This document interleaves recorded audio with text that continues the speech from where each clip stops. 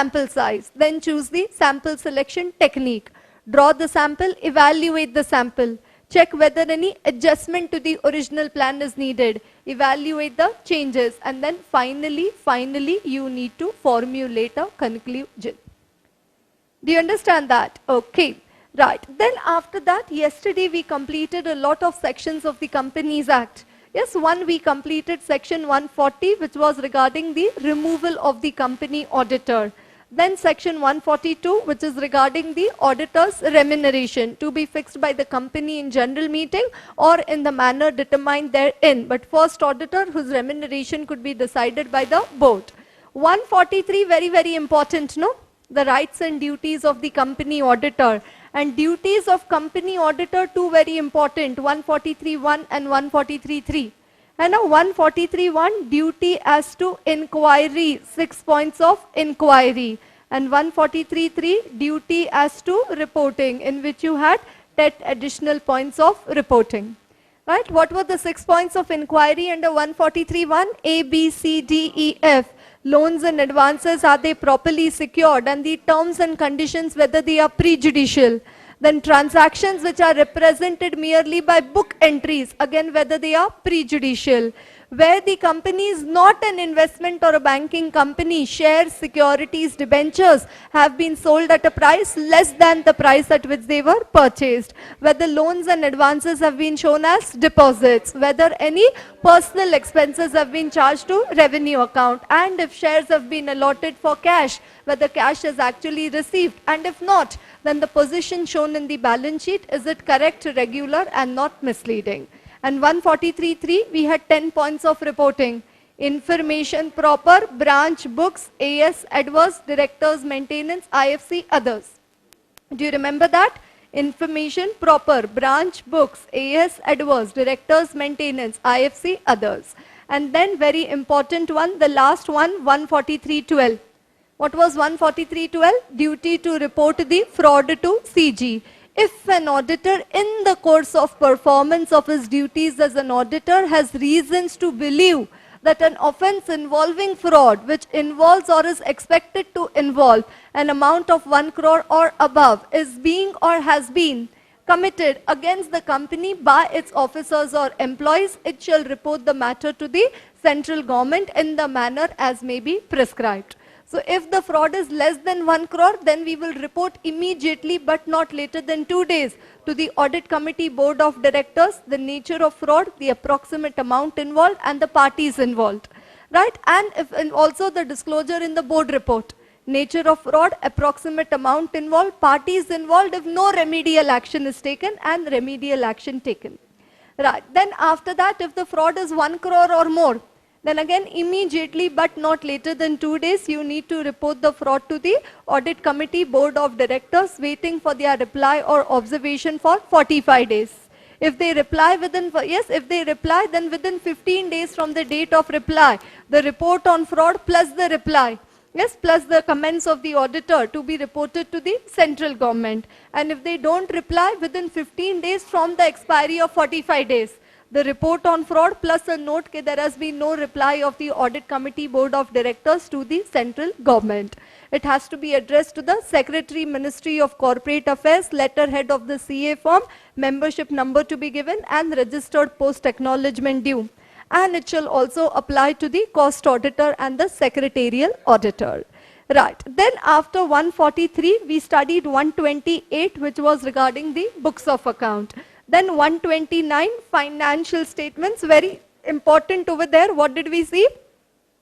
Right, 129, financial statements. Can now consolidated financial statements have become mandatory under the Companies Act. So even though if consolidated financial statements are not required as per the accounting standard, still you will prepare consolidated financial statements in accordance with Schedule 3. Right, so this is up to what we had completed yesterday. Right, now coming to the next one, section 134, subsection 5, which is regarding the DRS, that is the Director's Responsibility Statement. You remember in SE 700, we had discussed the basic elements of the audit report. And a title, addressee, then opinion, basis for opinion, key audit matters, going concern. Yes, going concern, key audit matters. Management's responsibility, auditor's responsibility, other reporting responsibility is other matter, other reporting responsibilities, and then signature, place and date. Over here, in this management's responsibility paragraph, I told you you had to write all the points of 134 subsection 5 regarding what are the responsibilities of the directors, yani ki what are the responsibilities of the management. So in our audit report also, in the management's responsibility paragraph, we have to write down this 134 subsection 5 ka points. So one, in this director's responsibilities, first they have 3 A's and then they have a G, and then after that they are talking about 2 systems. You understand? One, what are the 3 A's that they are talking about over here? One, accounting standards. To ensure that the company's financial statements are in compliance with accounting standards, and also to invite attention to any material departure from the same. Whose responsibility? Director's responsibility. Then to select such accounting policies, and to select and apply such accounting policies, and also to make such accounting estimates that are reasonable and prudent, so that the financial statements give a true and fair view.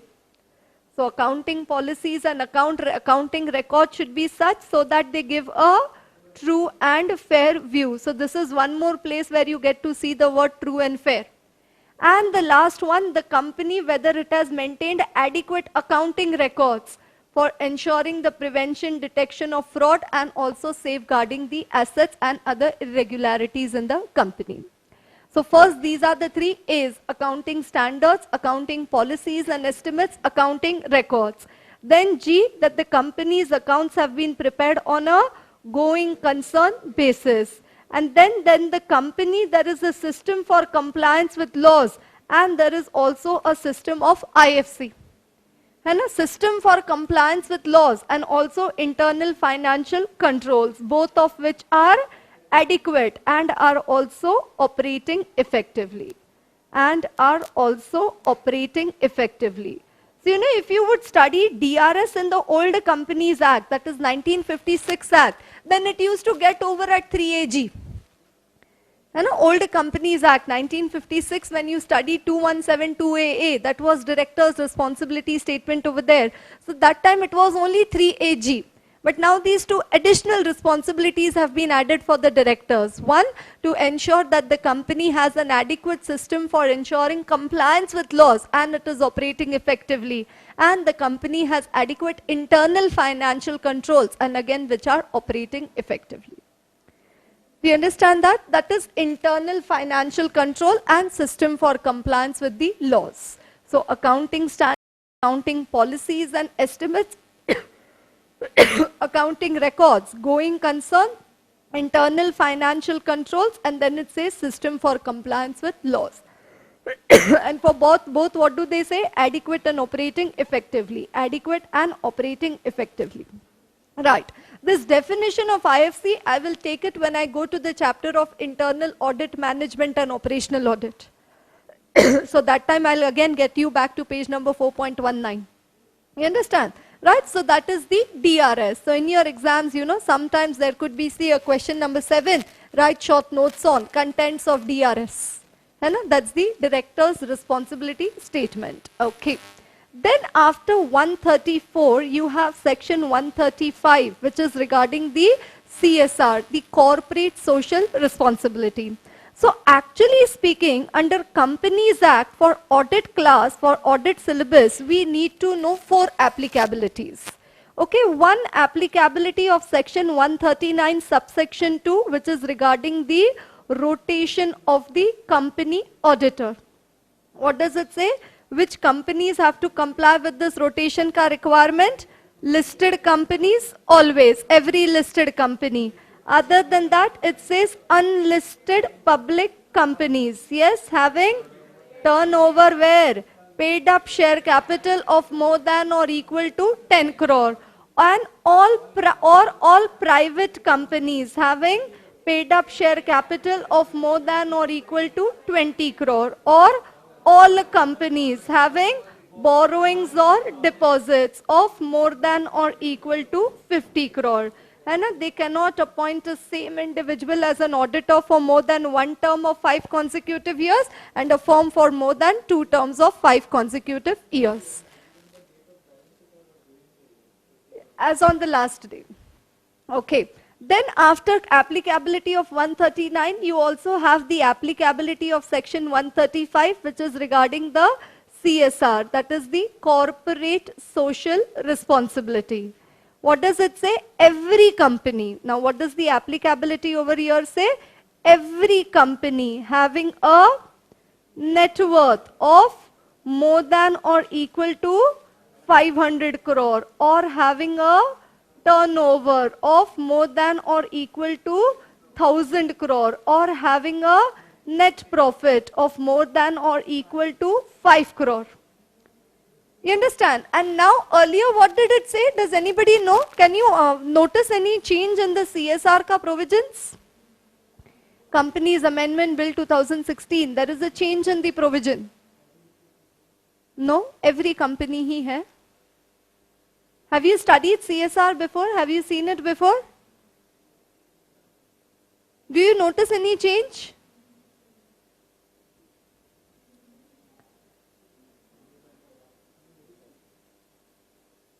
Okay, earlier it was during any financial year and now it has been made during immediately preceding financial year. You understand? Up to the old, before the Companies Amendment Bill 2016, it was during any financial year and now it has been changed to during immediately preceding financial year. So, yes, then applicable, then after 3 years continuously not applicable, then you need not. But now it says you have to check it for every immediately preceding financial year, then for the next year it is applicable. That way now. You understand? So what is the change? Earlier what it was? During any financial year. Now what does it say? During immediately preceding financial year. Yes, during immediately preceding financial year. And then how much do you need to contribute for CSR? At least 2% of the average net profits of the immediately preceding 3 financial years. Right, so that is one more applicability which you need to study, which is this CSR, section 135. Then one more applicability which you need to study is section 177, which is regarding the audit committee. Okay, which companies are required to constitute an audit committee? Again, listed companies, always. Other than listed companies, it says every public company having paid up share capital of more than or equal to 10 crore or having a turnover of more than or equal to 100 crore or having in the aggregate LBDD. What is LBDD? Loans, borrowings, debenture, deposits. Loans, borrowings, debentures, deposits of more than or equal to 50 crore are required to constitute an audit committee of the board. And then the last applicability which we need to study is section 138 applicability, which is regarding which are the companies who are required to appoint an internal auditor. Okay, so first I'll discuss separately section 138, then you write down. And now I am discussing which applicability with you, which companies are now compulsorily required to appoint an internal auditor. Is everybody with me? Yes, which companies are required to appoint an internal auditor. So one, what does it say? Listed companies, always. Then after that it says unlisted public companies. And the third set it talks about is the private companies. Unlisted public companies, when are they required to appoint an internal auditor? If their deposits are more than or equal to 25 crore or if their paid up share capital is more than or equal to 50 crore, right? Or their borrowings, 25 ka double 50, 50 ka double 100, oh sorry, borrowings more than 100 crore, not more than or equal to 100 crore. Borrowings more than 100 crore. And the last one, turnover. 100 ka double, 200. More than or equal to 200 crore. Right. Now, let's say I want to appoint an internal auditor for the next year, 1st April 2018-19 financial year. So when do I need to appoint an internal auditor for 18-19? When, say, between 1st April 2017 to 31st March 2018, my deposits have been more than or equal to 25 crore. My paid up share capital is more than or equal to 50 crore as on the last day of the financial year, 31st March 2018. My borrowings are more than 100 crore during the financial year, yani ke 1st April to 31st of March. And turnover, again it says on the last day of the financial year. You understand? So deposits and borrowings is at any point of time during the preceding financial year, whereas paid up share capital and turnover is on the last day of the financial year. Are you getting that? Yes, do you understand? And for a private company, only 2 conditions. What 2 conditions? Borrowings and turnover. Borrowings more than 100 crore and turnover more than or equal to 200 crore. So 25 ka double 50, 50 ka double 100 and 100 ka double 200. So what is happening? Jio Limited ka PBT is doubling every year. Every year double. पहले साल PBT कितना था? 25. Next year कितना? 50. उसके next year 100. उसके next year 200. That is why what we remember it as? Yes, doubling PBT. 25 doubling PBT. Do you understand? 25 doubling PBT. Why 25? First number so you have to remember na. Otherwise if you start with 50, it will become 50, 100, 200, 400. Or you make it 10. So again it will go wrong. So first number to you have to remember 25, then 50, 100, 200. And doubling PBT. D for deposits, P for paid up share capital, B for borrowings, and T for turnover. Is everybody getting what I am saying? This I am again going to discuss with you when I come to the chapter on internal audit, management and operational audit. And we have a separate chapter in which this name is there, internal audit. Okay, but because I wanted to put the 4 applicabilities together, that is why I have put it over here, so that we have this one comprehensive chart in our books. So what does it say? Listed companies, yes, always applicable. Okay, unlisted public companies having deposits of more than or equal to 25 crore or having paid up share capital of more than or equal to 50 crore or having borrowings of more than 100 crore or having a turnover of more than or equal to 200 crore. And for a private company, only 2 conditions, borrowings and deposit, a turnover. Okay, so now say, let me take an example. You understand? Say A Private Limited, at the beginning of the previous year, it had taken a loan of 110 crore. However, by the end of the year, it has repaid 20 crore loan. So at the end of the year, what is their outstanding borrowing amount? 90 crore. Do they need to appoint an internal auditor? Yes, at any point of time. You understand? So during the year, what was the loan amount? 110 crore. And during in the year itself, they repaid 20 crore out of it. So what was the balance of the loan at the end of the year? 90 crore. But do they need to appoint an internal auditor, A Private Limited? Yes, because at any point of time. So I told you now, for deposits and borrowings, it is for 365 days. Whereas for paid up share capital and turnover, it is on paid up share capital and turnover, it is on the last day, right, of the preceding financial year. Then next year, you need to appoint an internal auditor. Is everybody getting what example I have taken? When will you need to appoint an internal auditor for 18-19? And for next year, when will you have to appoint an internal auditor? When previous year you've exceeded these limits, then next year you have to appoint an internal auditor. Is everybody got the 4 applicabilities? Okay, so now you need to copy down. Or have you already copied?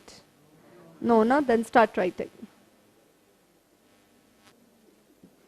Yes, and you have to remember where there is turnover, where there is paid up share capital, where there is borrowing deposit together, where it is LBDD, loan borrowing deposit, and debentures and deposits together, where there is only borrowing, only turnover.